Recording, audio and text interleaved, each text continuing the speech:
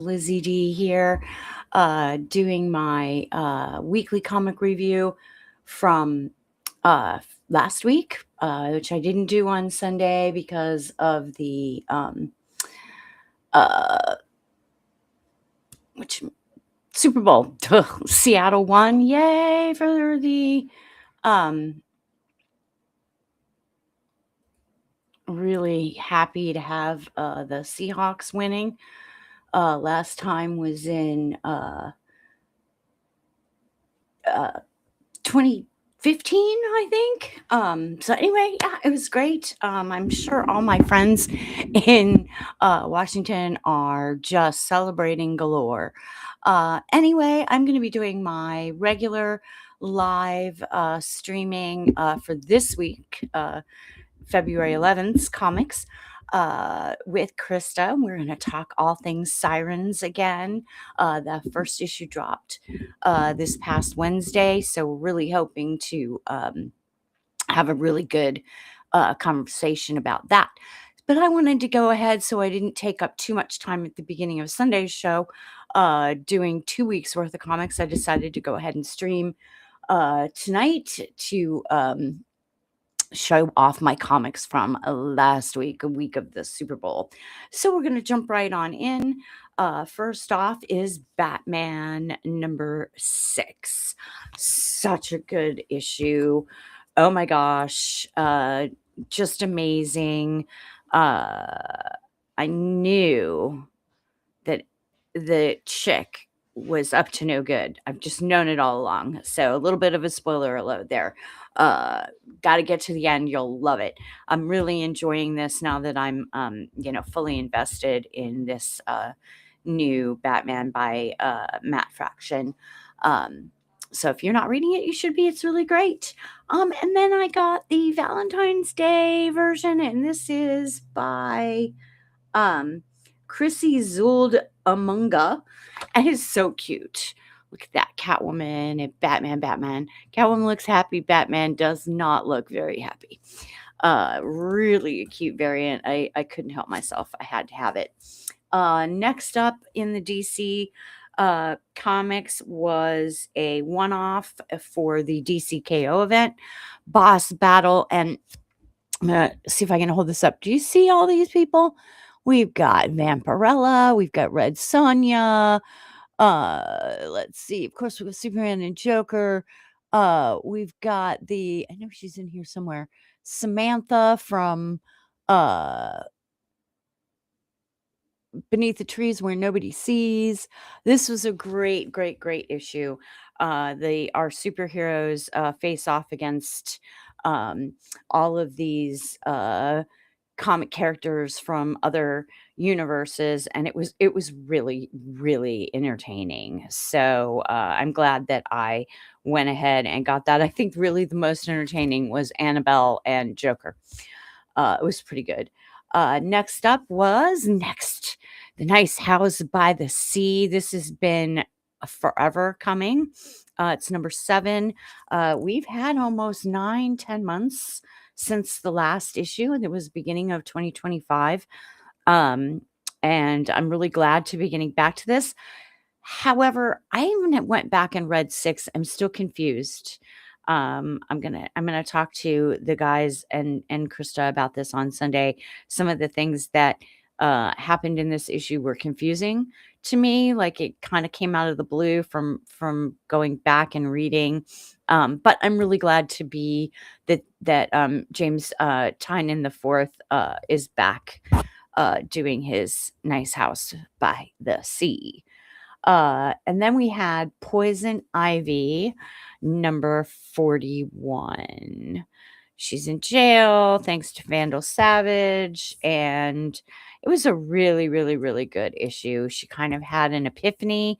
I'm really interested to see what's going to happen with that.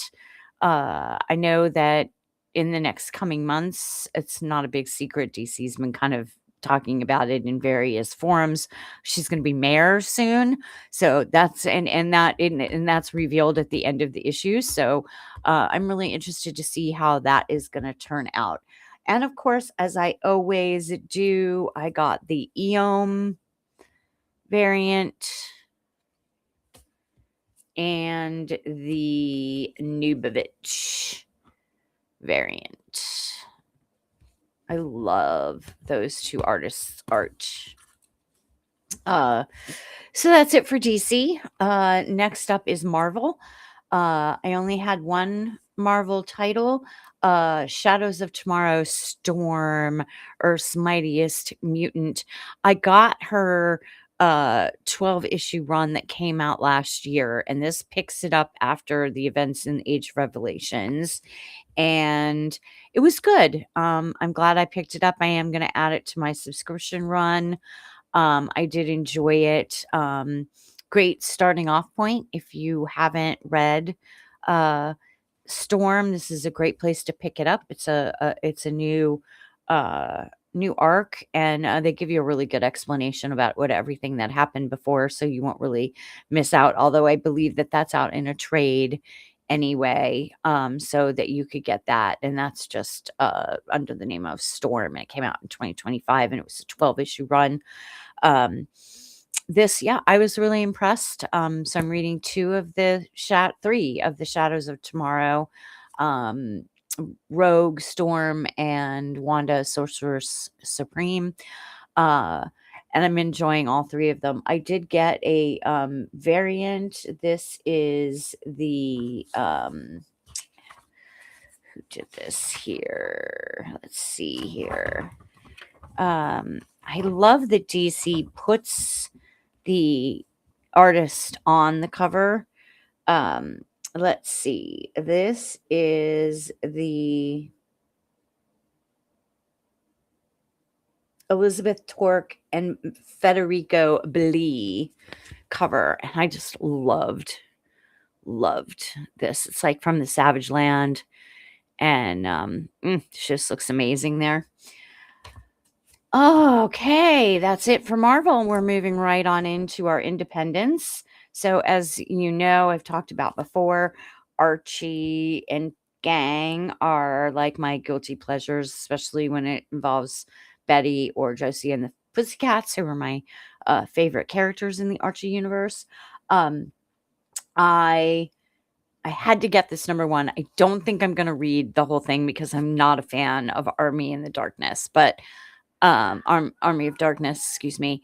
But I did get the Archie and the Army of Darkness, and it was okay. I mean, you got the beginning was a very typical Archie comic, and then the guy from the Army of Darkness and zombies start coming out of nowhere, and I really just don't like zombies. Zombies are like one of the few monsters that completely, totally creep me out next to clowns. So, I kind of just skimmed from that point on. But I do like that they're doing these kind of crossovers. And Archie does look kind of badass on the cover. So, but I probably won't read the rest of the series, just have that number one.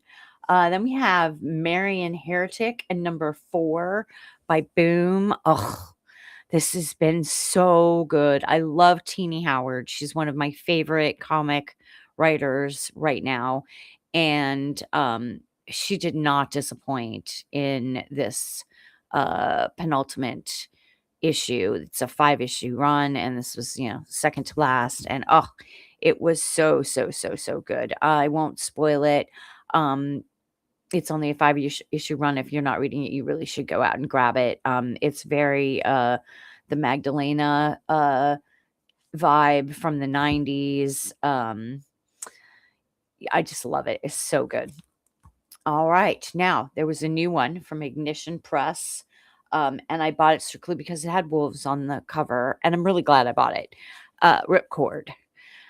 Ignition Press is new, and I'm reading now. This is the fourth title by them that I'm reading. I'm reading Beauty, and hey Krista, how you doing? Good to see you. And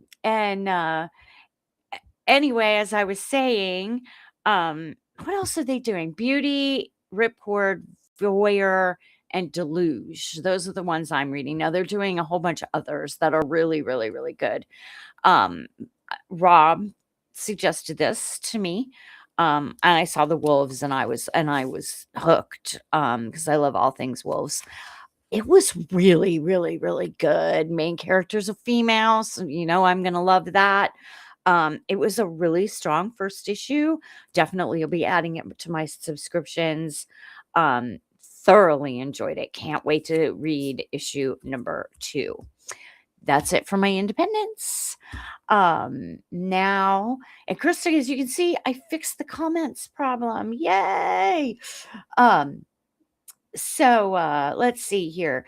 I got a huge stack. I'm just gonna kind of show the stack first of extras because I I searched through bins at Comic Logic, and I went. My mom is now close by, and there's a comic store like 10 minutes from where her retirement community is, and I hit that because they had a couple issues of Bug Wars. Krista told me all about the Spider Witch, and you might remember we were talking about it on our podcast a couple weeks ago. And she did indeed put the Spider Witch comic in my box, and I opened it and realized I was clueless on what was going on and looked it up, and Bug Wars is only 6 issues. So I got really excited about that. And I've been really lucky at Comic Logic about being able to pick up some of those back issues that I'm looking for, not really old ones, but I mean, like within the last couple of years. Like when I picked Harley Quinn back up, I was able to get all of the back issues out of Rob's box that he puts the stuff in after, a certain amount of time goes by. I think they go into the box like at 3 weeks or something like that. I don't know. I don't know for sure. Um, anyway, um, so I wanted Bug Wars. And so off to Comic Logic I go on a not Wednesday, and um they had a couple of the issues, just a couple. One of them was a 125 cover, so it was a little pricier than I thought I was going to have to spend, but it was worth it cuz it's a good cover. And enabled me to get the copy. So I'm still waiting for number 4. I had to order that from Hip Comic, and it's coming, but I don't have it yet. So anyway, I started searching through the boxes at the comic store near my mom's place, and they had a whole bunch of stuff that um, really interested me, and then I was kind of looking for. So that's why I have such a big stack. All right, so here we go. First off, I got a Batgirl from the Joker War, Batgirl number 47. My Batgirl titles are kind of really sporadic and mostly around her shooting. Um, so, when Joker shoots her and she becomes Oracle. So I loved it that, he's at her door with flowers, and yeah, I had to have it. So, I thought that was really a good cover. And then, I caught a couple of 1970s and 80s Batman, 291, and it's in really good condition. See if I can get it without too much of a glare. It's from 1977. Oh, of course, I move it up in the glare. But I'm really pleased. I actually might have to have this slabbed. But it's 291, and it came out in September of 1977. I was 9 years old. And then I also got number 382, and I already had 381. So I'm glad to have this next one. And of course, it's got Catwoman in it. So that's kind of what I'm looking for in these older Batmans. I'm not trying to really get a whole bunch of like the whole Batman run. I'm just trying to get the issues that Catwoman appeared in. Of course, because I'm Catwoman's number 1 fangirl. All right, so we're moving into Bug Wars. So I got number 1, and and it's a really cool cover of the Spider Witch. Really enjoyed that. I haven't read it yet because I'm waiting for number 4. But I'm looking forward to once I get 4, I'll have them all and I'll just be able to read right through them. This was the 125 variant that I got at Comic Logic, the number 2, and I really like the cover. He just looks so badass. I don't even know what his name is because I haven't read it yet. But he looks really, really, really badass. Then I got number 3, and then don't have 4 yet. We've got 5 and 6, which is also a great cover. Like, oh my gosh, I don't even want to know what that mower was mowing. And then finally, we got the Spider Witch special, and she is so cool looking. Thank you again, Krista, for throwing this in my box. I'm really glad that you did. Got me hooked on a whole nother title. Yay. So one more, and then I'll be able to read that. And once I've read it, I will talk about what I thought about it with Krista on our Sunday shows, probably in the next couple weeks. Next up was a couple of my Cloak and Daggers that I'm trying to collect from the second run that ran from 1985 through 1986. And I have I have now 1 through 10. Is that right? No, I have 1 through 8.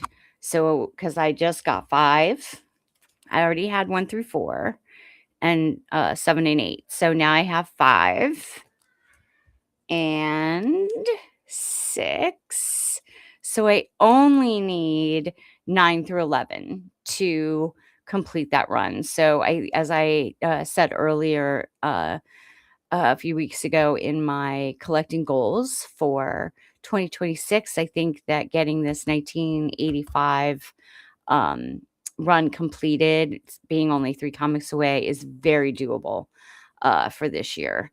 I have yet to have to pay over $3 for one of the comics, so I'm really pleased about that. That I've been able to find them, and they've been in great shape for being 40 years old. Um, and of course, there's some yellowing of the pages, but none of them have been bent. There haven't been any problems with the staples. They've been very well taken care of. So that makes me very happy.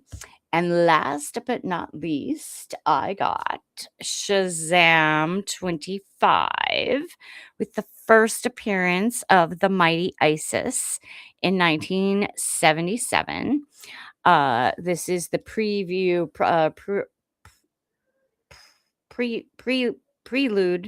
prelude, excuse me, to her 8-issue run, based off the TV show The Mighty Isis. I had been looking for this for a while. It's not a cheap comic. I got a really good deal on it. I only paid $30 for it, and it's in pretty darn good shape. The colors are really pop still. I have not opened it yet. I'm kind of, I mean, yeah, I'm just kind of waiting until I read the rest. I want to read them all at the same time. And I'm just very pleased with how much it cost and the condition that it was in. And this completes my uh, Isis collection for my Mighty Isis. So now there are a few issues of Isis. I want to say from the 90s or the early 2000s, uh, where she was in Black Adam. And I do think she was in Shazam, Captain Marvel, for issue or two. There was just a very brief arc that she had in more modern times. And I don't have any of those. I would like to eventually get those. Um, but that's it for my comics for the week of the Super Bowl. Again, congratulations to the Seahawks, and I'm to all my friends out there who in Washington. I know you all were just partying hard. I heard Tiffany was talking on Facebook about the fireworks are going crazy on Cleveland, off of Cleveland Street in Wenatchee. So shout out to Wenatchee and all my friends there, and congratulations. Um, this week on Sunday, 7:30, Krista's joining me again, and we will be talking about the first issue of Sirens Loves Hurts. I'm so excited to dive into that with her. Uh, it's really, really, really good. All the comics this week have been really good. I only have a couple more to read. And yeah, I'm really looking forward to taking a deep dive into that on Sunday. So that's all for me tonight, folks. It's short and sweet. I finally got my comics things fixed. So if somebody comments on Facebook, I can now see it. And that allows me to respond. Thank you, Krista, for being my test subject on that. Again, thank you always for joining in. See you on Sunday right here live at 7:30. Krista, Jason, and me, Jansen. I think I'm pronouncing it correctly. I'm so, so bad with pronunciations. You'd think 58 years old, I would have gotten better by now, but no, I still suck. So anybody's name who I butcher, please just take my undying apology right off the bat. I will see you guys on Sunday. Looking forward to it. See you in the funny papers, folks.